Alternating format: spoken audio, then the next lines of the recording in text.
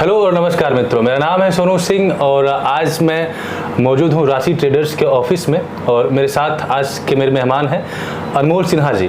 अनमोल सिन्हा जी ने बहुत ही कम उम्र में शेयर मार्केट में कदम रखा और न सिर्फ खुद पैसे बनाते हैं बल्कि लोगों को भी अवेयर करते हैं और हम जैसे युवाओं को ये जागरूक बनाते हैं ताकि हम शेयर मार्केट को समझें और यहाँ से अपने लिए कुछ अपॉर्चुनिटी को क्रिएट कर पाए। तो आइए हम इस चर्चा को आगे बढ़ाते हुए सबसे पहले मैं चाहूँगा कि आप अपने इस जर्नी के बारे में संक्षिप्त में कुछ दर्शकों को बताएं, उसके बाद प्रश्नों के माध्यम से इस चर्चा की शुरुआत हम करेंगे। जी, मेरा नाम अनमोल सिन्हा है, जैसे सर ने बताया।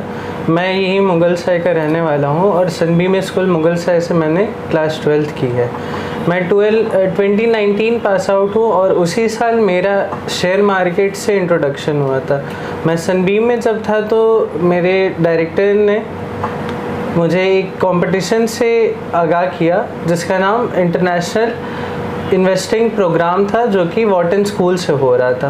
वहाँ से मेरी स्टॉक मार्केट की जर्नी शुरू होती है। फिर मेरा धीरे धीरे करके जब मैं कॉलेज में आया तो मेरी इंटरेस्ट इसके तरफ ज़्यादा बढ़ती गई। जैसा मेरा बैकग्राउंड बीकॉम ऑनर्स का है, ग्रेजुएशन मैंने कर ली है और मैं सीए इंटर और सीएस एग्जीक्यूटिव का भी एस्पिरेंट हूँ। इस लाइन में आने के बाद फाइनेंस ही हमारा कोर सब्जेक्ट होता है और शेयर मार्केट के बारे में बहुत नॉलेज मिलता है। मैं जब कलकत्ता में था तो मेरे साथ कुछ मैंने ब्रोकर से मिला और उनके साथ रहते रहते मुझे पता चला कि ये एक ऐसा एरिना है जहाँ से काफ़ी पैसा निकल सकता है। मीन स्मॉल इन्वेस्टमेंट से मेरी जर्नी स्टार्ट हुई थी। स्टार्टिंग फेज़ में मैंने 6-7 महीने अच्छे खासे लॉस किया, कॉलेज के फ़ीस भी मेरे गए थे। फिर पापा से दोबारा कैपिटल लिया एंड सही एनालिसिस, मेरा डिसीजन बस यही सही हुआ कि मैंने मार्केट के बारे में पढ़ा, कंटिन्यूस बिना नॉलेज की ट्रेडिंग नहीं की और वहाँ से एक प्रॉफिटेबल जर्नी शुरू हुई और अच्छा पैसा निकलने के बाद फिर मैंने ब्रोकिंग बिजनेस में भी हाथ दे दिया। जी सर। तो इसमें जो शेयर मार्केट है इसका जो हमारे मार्केट में चर्चा होती है कि पैसे डूब जाते हैं जी। और अगर आप पेरेंट्स को ये डिसीजन बताते हैं कि मैं शेयर मार्केट में जाना चाहता हूँ तो आपको सपोर्ट नहीं मिलता है। तो कभी आपके लाइफ में ये सिचुएशन आया कि शायद आपका इंटरेस्ट अब पीछे छूट जाएगा और किस तरह से आपने उसको ओवरकम किया? देखिए, ये तो सही बात है ना कि मार्केट में यही बात चलती रहती है कि शेयर मार्केट में सिर्फ पैसा डूबता है और इसे एक जुआ और सट्टे की नज़र से देखा जाता है और पेरेंट्स सपोर्ट भी नहीं करते हैं बच्चों को कि आप शेयर मार्केट में सीधे जाएं। हमारे पेरेंट्स सपोर्टिव थे, उन्होंने इंडिपेंडेंट छोड़ा हुआ था डिसीजन लेने के लिए कि आपको जो समझ में आप वो करें। हम सीए के दौरान सेम सब्जेक्ट्स पढ़ रहे थे एंड उसके बाद हमने जब इन्वेस्टमेंट के लिए पैसा मांगा, जैसे आपको पता होगा 2020 लॉकडाउन जब आया था तो वहाँ मार्केट बहुत क्रैश कर गए थे एंड मेरे फादर इसमें इंडल्ज भी थे, म्यूचुअल फंड के थ्रू उनकी इन्वेस्टमेंट बहुत लगती थी। पर एक चीज़ जान लीजिए सर कि बिना नॉलेज और बिना सही एडवाइज़र के आप 1 रुपया निकाल नहीं पाएंगे मार्केट से। अब उनके एडवाइज़र ने ऐसी एडवाइस दी रखी थी कि म्यूचुअल फंड ग्रो ही नहीं किया था। सेकेंड, फिर फादर ने फंड तोड़ के हमें दिया। लॉसेस तो स्टार्टिंग में आए बट एक कोटक के हमारे ब्रोकर थे कलकत्ता में, उनकी गाइडेंस में रहकर हमको थोड़ा टेक्निकल के बारे में पता चला एंड कुछ सीनियर्स भी थे जो हम लोग पीजी में रहते थे साथ में। कोविड में हम जैसे घर नहीं आए थे, पीजी में रह रहे थे एंड धीरे धीरे करके सेल्फ नॉलेज इतना गेन हो गया कि अभी भी हमको याद है कि पीवीआर मेरा पहला ट्रेड था, वो भी शॉर्ट ट्रेड था, बेच के बैठे थे एंड सिंगल डे में 16,000 निकला था।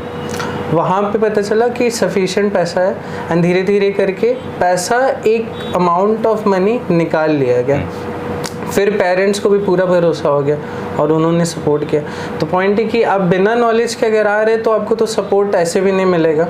बिल्कुल। और बचा कि लोग का जो नज़रिया है कि लॉस होता है, इसमें दिक्कत ये है कि लॉस होना आपका नॉलेज नहीं है और दूसरा आपके एडवाइज़र या तो सही नहीं है, वहाँ पे लॉसेस के चांस बढ़ जाते हैं। जो मेरे जैसे युवा हैं जी, पैसे तो कमाना चाहते हैं और शेयर मार्केट का नाम सबने सुन रखा है, लेकिन जो सबसे बड़ा और रियल प्रश्न है कि क्या शेयर मार्केट से पैसे बनते हैं और अगर शेयर मार्केट से पैसे बनाने हैं तो क्या आपको फाइनेंस की बहुत ज़्यादा जानकारी होनी चाहिए? देखिए, फाइनेंस की बहुत ज़्यादा जानकारी होनी चाहिए ऐसा कुछ तो नहीं है। सीन ये है कि आप अगर बड़े बड़े ट्रेडर्स देखेंगे आज के टाइम पे, जी बिजनेस एक बड़ा न्यूज़ चैनल है, आप उस पर देखिएगा एक ट्रेडर आते हैं विश्वेश चौहान, उनका बैकग्राउंड क्या है, आईटी के हैं, मतलब इंजीनियर लाइन के हैं। अच्छे ट्रेडर आपके जितने आज के टाइम पे आप लोग यूट्यूब देख ही रहे हैं, यूट्यूबर को फॉलो भी कर रहे होंगे, टेलीग्राम होता है, ये सब होता है, उनमें अधिकतर लोग आईटी के बैकग्राउंड से आते हैं, फाइनेंशियल बैकग्राउंड के ही नहीं वो लोग। तो आपको ऐसा कुछ नहीं है कि आप फाइनेंस बैकग्राउंड से नहीं है तो आप मार्केट से पैसा नहीं निकाल पाएंगे। रही बात पैसा बनता है कि नहीं, लॉन्ग टर्म में तो बिल्कुल पैसा बनता है। हमारे इंडिया से कितने ग्रेट इन्वेस्टर्स निकले हैं, राकेश झुनझुनवाला जी, जिनकी स्टोरी है 5,000 रुपीज़ से जर्नी स्टार्ट की थी, आज 40,000 करोड़ उनकी डेथ होते होते उनकी एसेट्स थी, पूरी नेटवर्थ आपकी। सेकेंड ऑफ ऑल कि आपको नोन टू होना चाहिए कि आप किस रिस्क पे चल रहे हैं पूरा। यहाँ लाइन में होता है कि एज के अकॉर्डिंग रिस्क लिया जाता है, जैसे आपने बोला आपके लिए, तो आप मीडियम रिस्क लेके चल सकते हैं, हाई रिस्क में नहीं ट्रेड कर सकते। तो ये नॉलेज क्या होता है कि आपको प्रैक्टिकली चाहिए, कोई ऐसा डिग्री आपको नहीं चाहिए सिर्फ अपने ट्रेड करने के लिए, बट हाँ आपको टेक्निकल का नॉलेज होना चाहिए, चार्ट पैटर्न्स आ सके आपको, तब आप ट्रेडिंग करिए रिस्क मैनेजमेंट करके। लॉसेस पार्ट है इस गेम का, लॉस को भी आप मना नहीं कर सकते। प्रॉफिटेबल ट्रेडर भी होते हैं, उनके लाइफ में भी लॉसेज आती रहती हैं।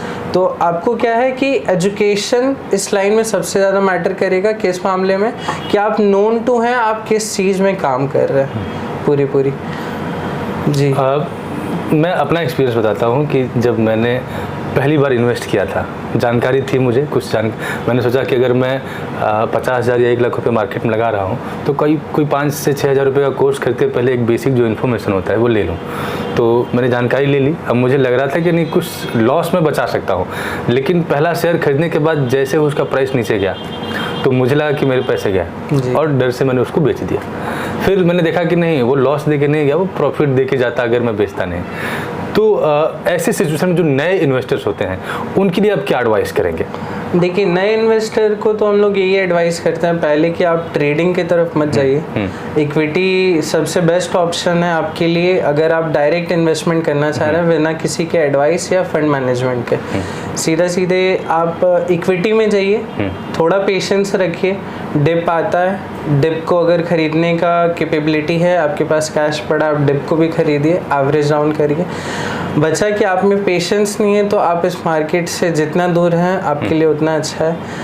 आपके लिए वैसा प्रोडक्ट उस आदमी के लिए क्या होता है कि म्यूचुअल फंड, आपने सुना होगा सर जी, आप म्यूचुअल फंड में लमसम और मंथली इक्विटेड SIP के माध्यम से भी इसमें इन्वेस्टमेंट कर सकते हैं। इसमें क्या होता है कि आपके लिए एक फंड मैनेजर होता है जो कि various fund house various equity में इन्वेस्टमेंट कर रहे होते हैं, तो आपका डाउनसाइड कम रहता है। सब्जेक्ट टू मार्केट रिस्क के भी है, पर बोला जाए कि आप खुद से करें काम, रादर वो फंड मैनेजर कर रहा है और आपके लिए बेनिफिशियल रहेगा वो चीज़। उसमें पेशेंस भी नहीं, आपको मंथली जमा करते रहिए, आपको ओवरऑल ग्रोथ मिलेगा। 5 to 10 ईयर का टाइमलाइन तो बिल्कुल लेना चाहिए।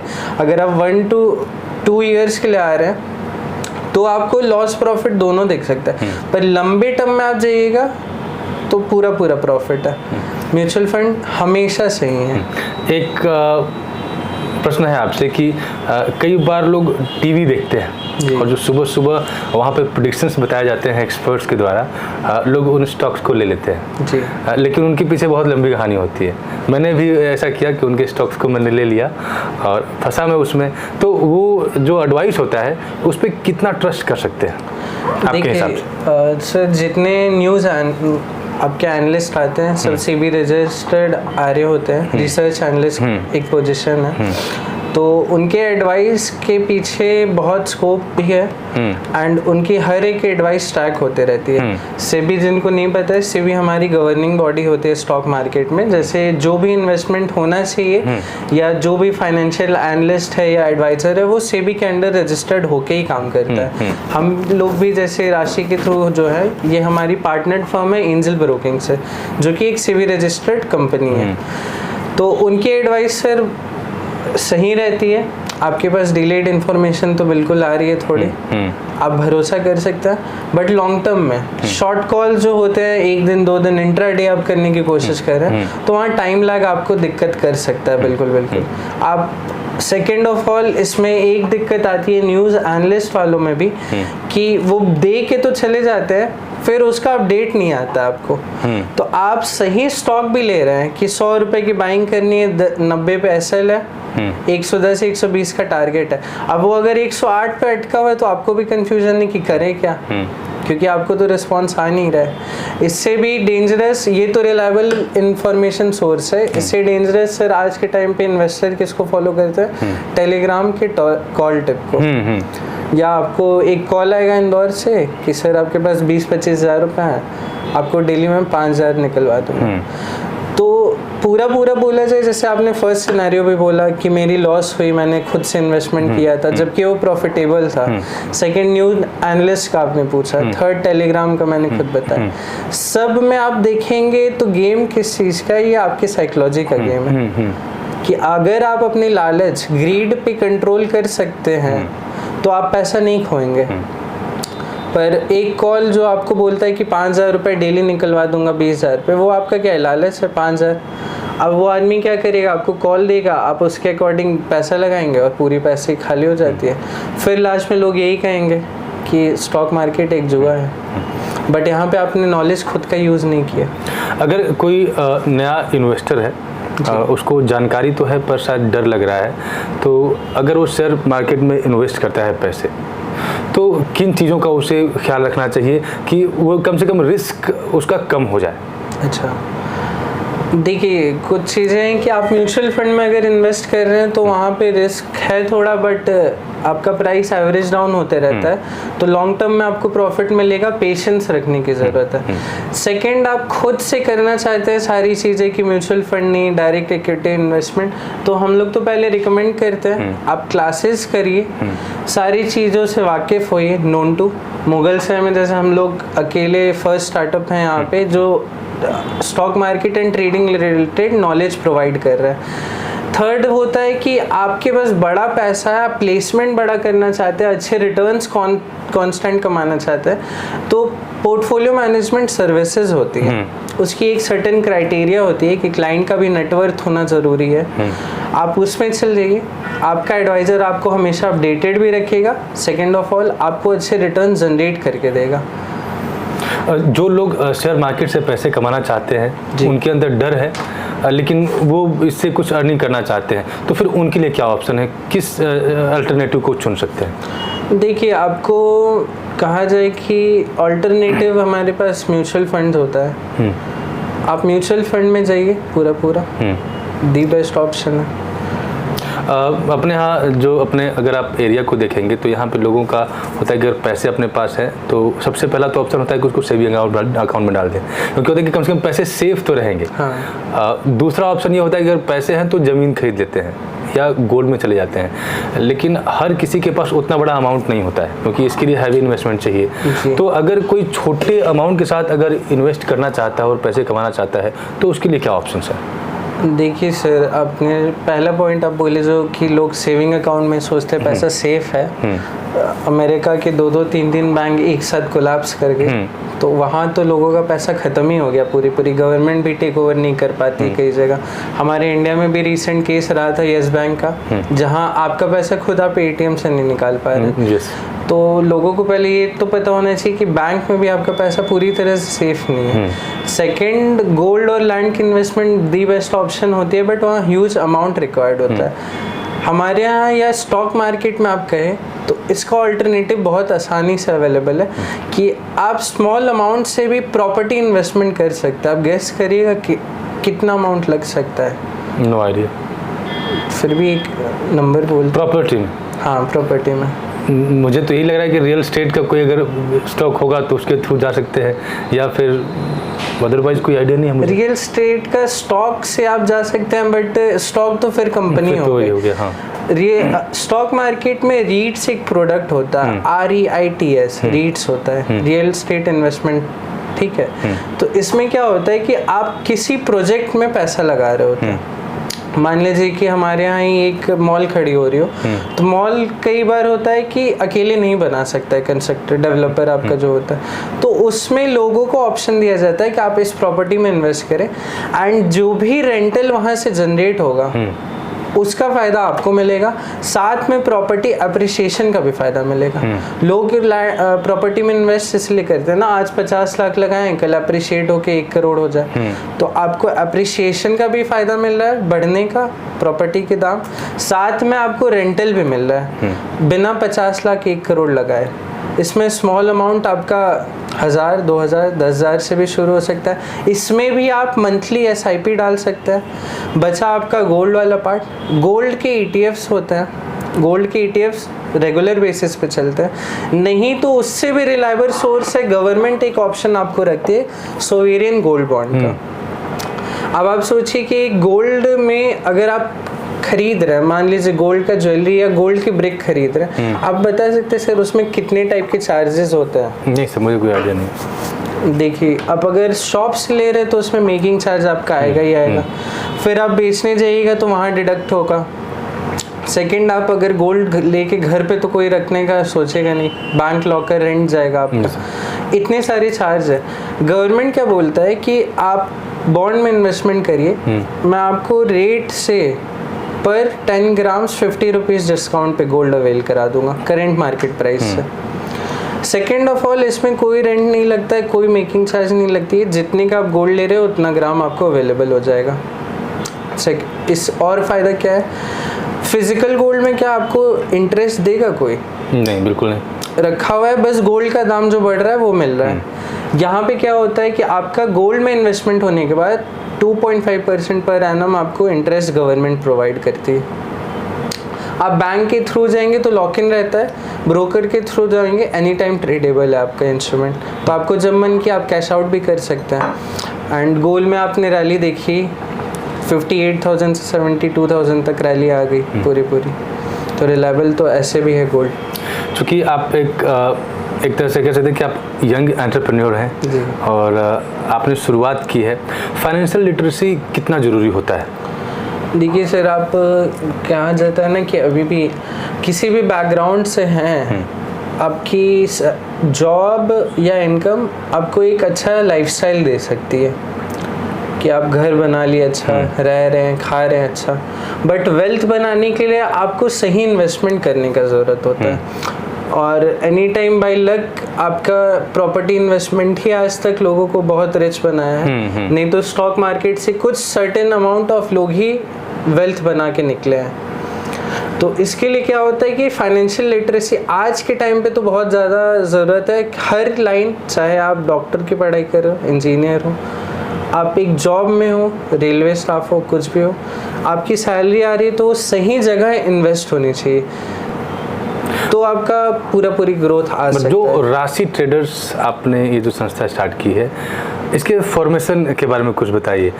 जी देखिए, राशि ट्रेडिंग इंस्टीट्यूट हमारी जैसे कंपनी LLP है, पार्टनरशिप में है, और इसका हमारा टैगलाइन ही है कि डोंट मिसले your hard earn money, just बर्गन it. अगर हिंदी में इसको हम लोग बोले तो आप अपने कमाए हुए पैसे को इधर उधर ना फैलाएं, इसको मल्टीप्लाई करें। एंड हमारी फॉर्मेशन ऐसी है कि 2020 में हमारा 13 अगस्त 2020 में इसकी स्थापना हुई थी, और ये एक पहले फाउंडेशन थी। हम लोग क्या करते थे कि बच्चों को वर्ल्ड बैंक के CEOs इन सब से अवेयर कराते थे, आपका वेबिनार पे ऑनलाइन सेमिनार टाइप का कॉन्फ्रेंस करा दिए। सेकंड, स्कूल में क्विज कंडक्ट कराते थे। फिर हमने फॉर्मेशन आगे बढ़ाई, दिसंबर 2020 में ही अपस्टॉक RKSV सिक्योरिटीज़ थे, उससे सब ब्रोकर हम लोग बने एंड क्लाइंट को ट्रेड करवाना शुरू करा। साथ में हम लोग आपको NISM सर्टिफिकेशन, ट्रेडिंग कोर्सेज, आप सेल्फ ट्रेडर बनना चाहते हैं, मतलब किसी के लिए काम नहीं करना है, खुद के लिए ट्रेडिंग करनी, उसकी कोर्सेज भी अवेलेबल कराते हैं। और तो और आपको ट्रेडिंग में बहुत इंटरेस्ट नहीं जाना है, आपको बस नोन टू होना है प्रोडक्ट से, आप अपना पैसा इन्वेस्ट करना चाहते हैं, हमारी फ्री अवेयरनेस प्रोग्राम चलती है। जैसे आप भी फर्स्ट टाइम हमसे वहीं मिले थे, तो free awareness programme time to time होती रहती है, जहां फंड मैनेजर्स कुछ बाहर से आते हैं, लोगों को बताते हैं, अवेयर करवाते हैं, सारी चीज़ें नोन टू करवाते हैं, ताकि आपको आपका पैसा सेफ कैसे है ये पता चले। एंड ग्रोथ कराना तो हमारा काम ही है। अगर हम इंडियन शेयर मार्केट को अगर ऑब्जर्व करें और दूसरे मार्केट से इसको कंपेयर करें तो आपको बीते सालों में क्या ट्रेंड दिखा है?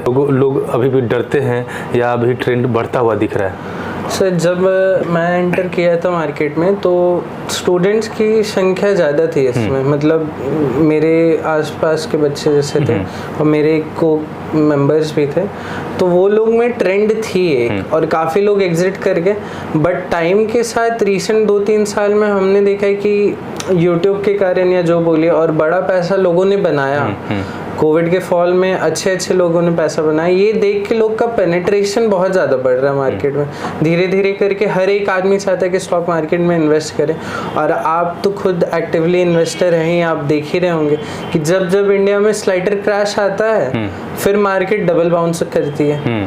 तो आप समझिए कि कैश फ्लो बहुत तगड़ा आ रहा है, हर एक आदमी म्यूचुअल फंड के थ्रू एटलीस्ट इन्वेस्टमेंट डाल ही रहा है, और लोगों का डर खत्म हो रहा है। बट हाँ, ट्रेडिंग करने की तरफ लॉस भी लोग उसी लेवल पे कर रहे हैं। अभी हमारी क्लास से कई स्टूडेंट है जो सीख के गए, हम लोग मना भी करते हैं कि direct future and option derivative जो सेगमेंट होता है उसमें नहीं करने, बट लोग को वही क्विक मनी का आदत है, या तो आ जाएगा या तो चला जाएगा, और 90% टाइम यही हो रहा है कि लोग का चला जाता है। और पूरी कहा जाए, स्टूडेंट हो अभी करंट में, मिड एज वाले हो, ओल्डर एज हो, सारे के सारे अभी स्टॉक मार्केट में इन्वॉल्व हो रहे हैं। और ये एक तरह से बोला जाता है ठीक भी नहीं है। आपके एक टाइम पे रिलायंस पावर की आई थी स्टॉक, IPO आई थी, तब भी सेम इन्वायरमेंट था और मार्केट क्रैश की तरफ बढ़ा। बट हाँ, compare to other world market, हमारे मार्केट में अभी इन्वॉल्वमेंट बहुत ज़्यादा है और कैश फ्लो भी बहुत तगड़ा आ रहा है। अगला प्रश्न आपसे ये है कि अभी आम चुनाव चल रहे हैं, और जब चुनाव परिणाम घोषित होते हैं तो शेयर मार्केट में बहुत बड़ा उतार चढ़ाव देखने को मिलता है। तो ये जो आम चुनाव के परिणाम घोषित होने वाले हैं, उसको लेके आप क्या फ्यूचर देखते हैं शेयर मार्केट में? देखिए सर, इसमें कमेंट पर्टिकुलर तो हम लोग नहीं देंगे, बट हाँ, रीसेंट डेटाज और कुछ पास्ट डेटाज हम लोग ने भी एनालाइज किया। जैसे कि मुगल सराय में हमारी भी कुछ कहा जाता है ना कि हम लोग भी पॉजिटिव रिस्पॉन्स देना चाहते हैं, तो हम लोग भी लगे पड़े हैं। जैसे फेज़ 1 to 3 वोटिंग जब हो रहा था तो मार्केट तीनों फेज़ में बहुत डाउनसाइड लिया, क्योंकि वोटर्स के काउंट कम आ रहे थे। फेज़ 4 आपका बीता, वहाँ पे वोटर्स काउंट अच्छा आया, वहाँ पे मार्केट ने बाउंस दिया। अब जैसे कल एक फेज आपका मुंबई में वोटिंग होने वाली है, अब इस पे बहुत कुछ डिपेंड करेगा कि वहाँ वोटिंग परसेंटेज कैसा रहता है। वोटिंग परसेंटेज आपका अगर अच्छा आता है मुंबई का, तो मार्केट पॉजिटिव की तरफ चली जाएगी।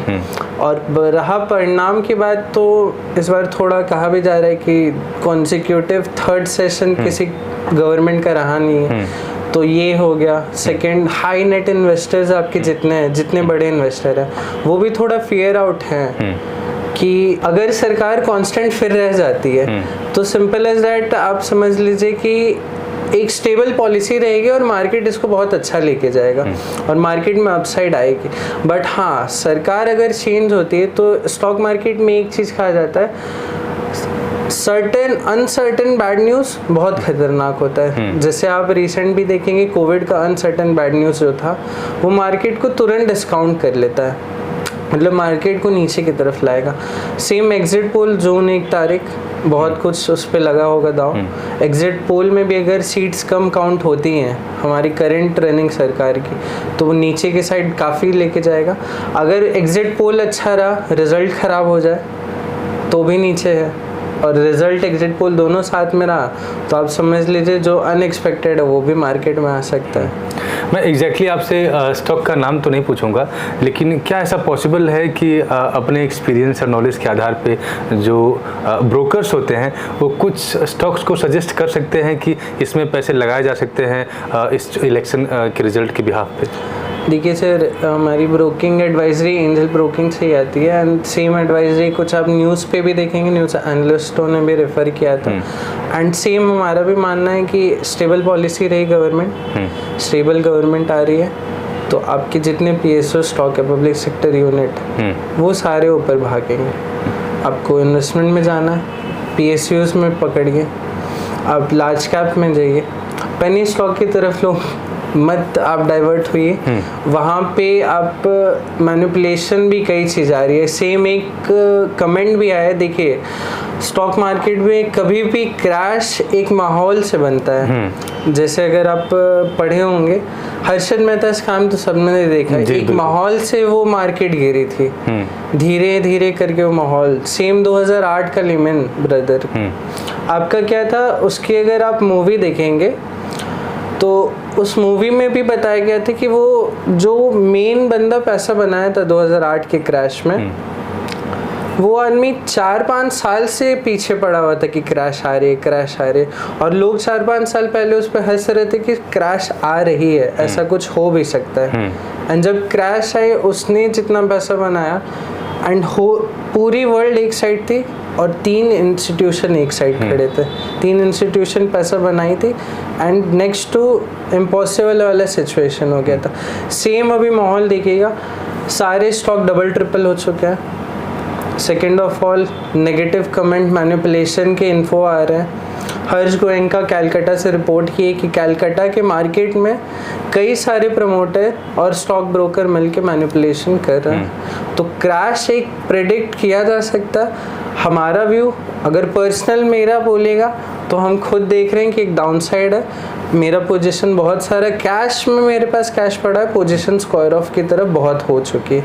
अपसाइड रेयर केस वापस स्टेबल गवर्नमेंट आ जाती है तो अपसाइड काफ़ी है। बिल्कुल। मेरी पैसे कमाने को लेकर एक पीड़ा रहती है कि आज काश थोड़े ज़्यादा पैसे कमाते। मैं एक व्यक्ति से मिला तो उन्होंने सजेस्ट किया कि देखो, अगर आप जॉब कर रहे हो, आपकी सैलरी है, लेकिन अगर आप इन्वेस्ट करते हो तो आपका पैसा भी पैसा बनाता है। यानी आप अकेले हो लेकिन 2 लोग कमा रहे हो। तो आप अगर इन्वेस्टमेंट सीख लेते हो तो आप कुछ फाइनेंशियल ग्रोथ को अचीव कर सकते हो। क्वेश्चन ये है कि क्या एक साधारण व्यक्ति जो कोई और जॉब करता है, कोई और काम करता है, वो कुछ समय देके लर्निंग के थ्रू एक इन्वेस्टर बन सकता है और अपने लिए पैसिव इनकम जनरेट कर सकता है? और अगर कर सकता है तो कितना समय उसे देना पड़ेगा?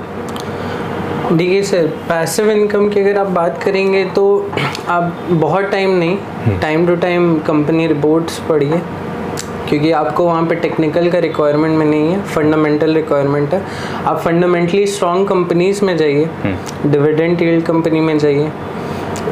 उसमें क्या होता है कि वहाँ बहुत नॉलेज आपको रिक्वायर्ड नहीं है, बट फंडामेंटल्स आपको जानना होगा, कंपनी की मैनेजमेंट कैसी है। एंड अगर एक्टिव इन्वेस्टर या एक्टिव ट्रेडर की बात करें जैसे हम लोग हैं, हमें उतना फंडामेंटल से रिलेशन या न्यूज़ या साउंड से नॉइज़ जो चलती है एरिया में उससे रिलेशन नहीं होता है। हमें रिलेशन होता है कि चार्ट पे क्या माहौल चल रहा है, प्राइस क्या इंडिकेशन दे रही है। एक्टिव इन्वेस्टर या एक्टिव ट्रेडर को मिनिमम 3 से 4 साल लगते हैं। बोला जाए एक बात कि आपकी ज़्यादा से ज़्यादा कितनी बुक होंगी, 400-500 पन्ने, 1000 पन्ने की बुक होगी trading related, investing related. Knowledge की बात नहीं, हम थ्योरेटिकल बात कर रहे हैं। आपको कितना टाइम लगेगा? 6 से 7 महीने अगर आप एक्टिवली पढ़ रहे हैं तो। अगर वॉरेन बफे बनना है तो एक दिन में 500 पेज पढ़ते हैं, 500 पेज पढ़ रहे हैं। बट नॉलेज आना एक अलग चीज़ है। आपने भी कई बार बोला कि आपने एक स्टॉक पकड़ा था बहुत अच्छा, उसमें आपने लॉस बुक कर दिया क्योंकि वो सडन डाउन साइड में चला गया, बट कुछ दिन बाद वो आपको पॉजिटिव देता। लोग भी देखते हैं कि क्या होता है, ट्रेड लिया, स्टॉप लॉस खाया, आप सही ट्रेड भी कर रहे हैं, स्टॉप लॉस खाया, वो ऊपर निकल गया, पेशेंस नहीं है, लॉस करके निकल गए। कुल मिला के बात ये है कि साइकोलॉजिकल थिंग जो है वो आपके अंदर 6 से 7 महीने में आना नेक्स्ट टू इम्पॉसिबल है। तो वहाँ पे 3 से 4 साल आपको लग जाता है। नॉलेज का बात रहा वही वॉरेन बफेट वाली बात, 500 पन्ना एक दिन में आप पढ़ लीजिए, याद हो गया तो हो गया। एंड पैसिव वालों को क्या है कि आप आफ्टर जॉब आइए, 1-2 घंटे यूट्यूब पे अनलिमिटेड अवेलेबल है रिसोर्स, आप वहाँ पर जाइए। आप खुद चैनल हेलो मित्रा के थ्रू बहुत अवेयरनेस स्प्रेड कर रहे हैं। यहाँ पे भी लोग टाइम इन्वेस्ट करके यूट्यूब से थोड़ी नॉलेज लेके धीमे धीमे इन्वेस्टमेंट कर सकता है। और इन्वेस्टमेंट लॉन्ग टर्म गेम है, शॉर्ट टर्म में पैसा नहीं आता है। 5 से 10 साल 20 साल आप मानेंगे नहीं, कई सारे यहाँ के लोग हैं, मुगल साई के लोग, जो बहुत लंबे टाइम से म्यूचुअल फंड में बस इन्वेस्टमेंट कर रहे थे आँख बंद करके। एंड घर बनाना है, म्यूचुअल फंड तोड़ के घर बना लिया। सोचिए इतना ह्यूज अमाउंट ऑफ मनी, और नॉर्मल उनकी सैलरी है, बहुत एक्सेसिव नहीं, नॉर्मल एम्प्लॉय है। बेटी की शादी म्यूचुअल फंड तोड़ा कर लिया। कई सारे यहाँ पे एक्टिव इन्वेस्टर भी हैं जो स्टॉक्स में अच्छी खासी होल्डिंग बना के रखते हैं। सेम वे में एक्टिवली ट्रेड कर रहे हैं तो सर आपको 3 से 4 साल टाइम तो बिल्कुल देना होगा, क्योंकि आपका साइकोलॉजी डेवलप उतने टाइम में होता है। रहा पैसिव के बाद थोड़ा टाइम देते रहिए आफ्टर जॉब, आपको नोन टू हो जाएगी सारी चीज़ें। न्यूज़ चैनल देखते रहिए, न्यूज़ से अवेयर रहिए कि आपने जिस कंपनी में पैसा लगा रखा है उसकी मैनेजमेंट क्या कर रही है। एंड एक सर चीज़ और मैं बात बोलूँगा, जैसे यहाँ पर हम लोग काम कर रहे हैं तो हमें भी एक्सपीरियंस होता है कि लोग सोचते हैं आज पैसा लगाए कल डबल, या आज पैसा लगाया मुझे 6 महीने में रिटर्न आएगा ही आएगा, गारंटीड रिटर्न होगा ही होगा। ऐसा कुछ नहीं होता है मार्केट में, गारंटीड रिटर्न्स नहीं होते, पेशेंटली वेट करना पड़ता है। एंड आपने एक क्वेश्चन पूछा था, मैं एड ऑन उसमें करूँगा कि आपका रिस्क नहीं लेना है तो स्टॉक मार्केट में अभी रिसेंटली इसमें अमेंडमेंट भी सेबी के थ्रू आया कि आपके पास बॉन्ड्स होते हैं, गवर्नमेंट बॉन्ड भी होते हैं जिस पे 8% की रिटर्न मिल रही है, उतनी तो आपको बैंक एफडी भी दे रही है। उससे ऊपर होता है कॉर्पोरेट बॉन्ड, काफ़ी सारा कॉर्पोरेट बॉन्ड में 9 to 30% का रिटर्न वैल्यू होता है। कंपनीज आपसे लेंड करती है बॉन्ड पे पैसा, रेटिंग एजेंसी होती है जो हर एक बॉन्ड को रेट करती है, वहाँ पे आपका कोई प्रिंसिपल पे रिस्क नहीं होता है, एंड टाइम टू टाइम आपको इंटरेस्ट मिल जाता है। कॉर्पोरेट बॉन्ड पे? जी, कॉर्पोरेट बॉन्ड पे। ये क्या होता है कॉर्पोरेट बॉन्ड? कॉर्पोरेट बॉन्ड जैसे जितनी इंफ्रास्ट्रक्चर कंपनीज हो गई, ये सारी कंपनीज क्या करती है, मार्केट में पैसा लेंड करती है, बैंक से लेंड करने की जगह पब्लिक से भी लेंड कर लिया, तो वो बॉन्ड इश्यूज होते हैं, वो भी सेबी के अंडर प्रिस्क्राइब्ड है सारे प्रोडक्ट। उसमें पहले क्या था कि मिनिमम इन्वेस्टमेंट आपका 1 लाख रुपए का होता था। अगर आपको एक बॉन्ड में इन्वेस्ट करना है तो 1 लाख रुपए मिनिमम लगते थे।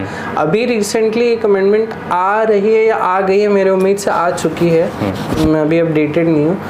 अब सेबी ने कहा है कि आप 10,000 के बॉन्ड भी इशू कर सकते हैं, कंपनीज को अलाउ कर दिया गया।